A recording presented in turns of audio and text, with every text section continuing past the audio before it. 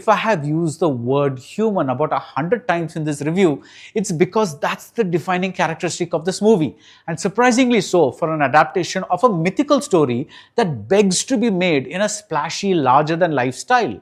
The camera sometimes goes so close to the actors that we see the lines on their faces, the sag under their eyes, the spots on their skin. They are all humanized. Even Helen gets a scene where she asks Odysseus to apologize to Penelope for causing the war. At that moment, she is not the famous face that launched 1,000 ships, but just a woman who regrets the pain and sorrow she has caused another woman. Even the episode of the Trojan horse is humanized. It is not a brilliant military strategy, but also something that betrays a loyal soldier's trust in Odysseus. This character is played by Elliot Page.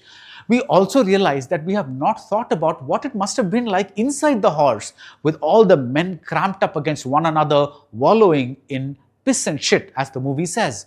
The most human of all is Odysseus. He may have been a hero during the war, but now he's a flawed man. He's an autocrat with his men. He says vain things like, "I defy the gods."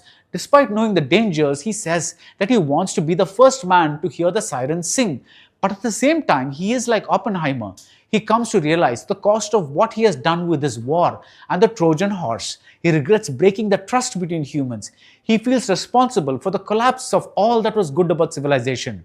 Are there any flaws in this film? I was so immersed, so overwhelmed that I could hardly see any.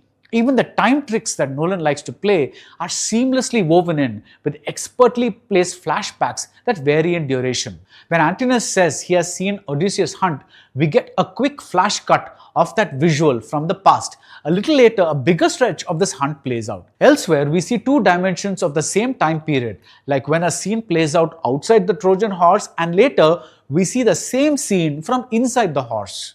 Jennifer Lame's editing is stunningly in sync with Nolan's writing. Though this is an episodic story, it doesn't feel episodic, it just flows.